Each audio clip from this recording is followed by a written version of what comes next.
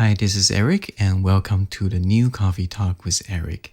So today I want to talk about what makes a successful painting. Now, in order to talk about this, we need to first define what success means. Everyone seems to have different definition of success. So I searched it up in a dictionary. And this is what it says. The achievement of something desired, planned, or attempted, and defined successful as accomplishing an aim or purpose. So this episode of Coffee Talk is actually inspired by one of the YouTube videos that I came across recently, a channel named You're Never Sleeping Beauty. It is a channel created by this mature INFJ lady. I love her video because it is filled with wisdom, and as an INFJ myself, I find a lot of resonation with her in her video. In case you don't know what INFJ is, it is one of the 16 MBTI personality types, which I am not going to discuss because it is out of the scope of this coffee talk. I mention her channel because I want to give my original inspiration credit. So back to success.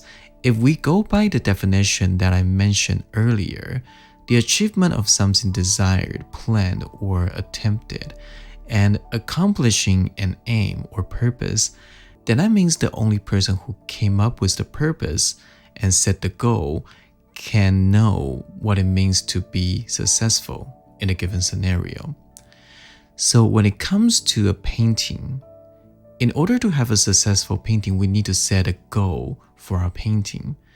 If we have a goal and we came up with a plan to achieve that goal, and then we were able to execute that plan to actually reach that goal, we have a successful painting. So for example, you can say for this painting, I want to create a sense of depth and atmosphere, or for this painting, I want to capture the lighting, or for this painting, I want to invoke a certain feeling, and so on. And then you start to figure out what is needed to achieve that visual goal. What element is required? Is it contrast? Is it good wet on wet washes? Is it a good solid drawing? Is it good composition? And so on. After you figure out what's needed, you then come up with a plan to create those elements in your painting. Then you execute your plan to the best of your ability. And if the outcome reaches the goal you set for your painting, then you have a successful painting. Should be quite simple. Now, I did some paintings before that despite getting praise from others, I don't consider them successful. I remember I made an Instagram story tearing a failed painting into pieces. And one of my friends was like, "Why did you do that? It's beautiful." On the other hand, I also did some paintings that I consider to be successful, but then I got some people who told me that the painting is messy, this will look better if you do so and so, and I even got someone told me you should give up on painting landscape because they're just not good. Now, if you set aside the positive and negative nature of those comments and feedbacks, they are the same. These are comments and feedbacks from outsiders who don't know what goal that I had in mind for the painting that I painted. I don't mean that other people's feedback are not valid or they don't know what they're talking about. I believe those comments and feedbacks are genuinely from their perspective, but only I know if I created a successful painting or not because I was the one who set the goals. The way I see it, there are two scenarios when a painting is not successful. Number one is you didn't reach your goal, the goal that you set for your painting. Or number two, you actually didn't set a goal. So if it's the first one, you didn't reach the goal you set for your painting, then maybe try again. Maybe try something a little bit different or ask someone who has more experience. This is the help I'm trying to offer my students. I hope to help them to achieve their goal with my experience. Now, if a painting is not successful because you didn't set the goal for your own painting, then you sort of let other people dictate whether this painting is successful or not. And that can be a problem. Because like I said in the beginning of this coffee talk, everyone has a different definition of success. So who should you listen to? If you submit your painting to an art show, then that's pretty straightforward. You let the jury decide if your painting is a success or not.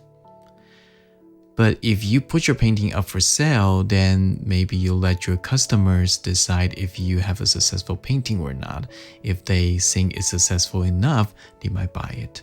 And if you put it up on Instagram or Facebook and other social media, then you're letting hundreds and thousands of other people to judge your painting.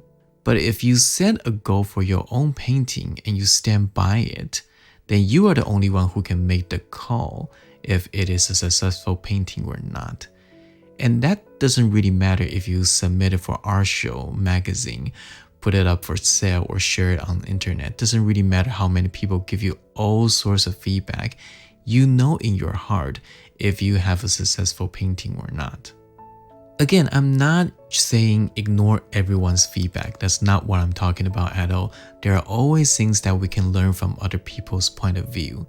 And to be a mature artist, you do need to listen to other people's opinion and become more self-aware of your own work and yourself as an artist. And especially if you want to be an artist that serves others, you want to keep an open mind towards other people's opinion. But what I'm saying is that as an artist, we need to take that power and responsibility to make our own decision when it comes to our own painting. This is actually a very important thing we need to do, because if you have a clear goal for each of your painting, you can deliberately work on that specific area, that specific goal. And after you are able to achieve one thing consistently, you can then move on the next goal.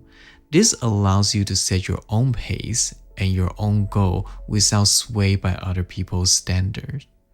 So you are able to improve at your own pace and you are able to go step by step in your painting journey. I think because we are so exposed to different successful stories and case studies, we take those as our gold standard for a successful painting. And sure, there might be some sort of standard, and we are all working to become better painters with those standards, but don't let other people set your goal for you. You are the one who should do it. You are the artist. You are the one who's painting your piece. You know what you want for yourself and you set a goal for your painting. And if you set a goal for your painting and you achieved it, you have a successful painting and you should be happy about it. Don't let anyone tell you otherwise. And this is the same for us. When we see a piece of artwork out there, we start to judge based on our perspective, mostly without understanding the goal and intentions of the painter. And I confess, I do this all the time. The more experienced and the more we see, the easier it is for us to set a standard for other people. And that's not necessarily a bad thing, because if we don't have any standards, things can go chaotic, right? So there should be some sort of a standard. Otherwise, it's pretty hard to dictate if a work is good or not. However, I don't think we have the right to take away another artist's right to decide whether they have a successful painting or not. Imagine you set a goal for your painting and you, in your honest opinion, reach your goal. And then someone comes along and tell you that you shouldn't feel that way. You shouldn't feel that this painting is successful and want to convince you otherwise. Or vice versa. That's not really fair for you, right? Since other people didn't set the original goal for your painting. And at the same time, we need to be honest with ourselves. We need to know if we have indeed reached the goal for our painting. And as we progress in our painting journey, we can start to set multiple goals and higher goals for our paintings. So I think this is very, very important for us as an artist. So that's it for this coffee talk. I hope you enjoyed this one. I have really been enjoying doing this coffee talk, and I really appreciate everyone's support and kind words. I have other plans for this, so be sure to stay tuned for that. But for now, this is Eric, and I hope you have a wonderful day. I will see you next time in our coffee talk.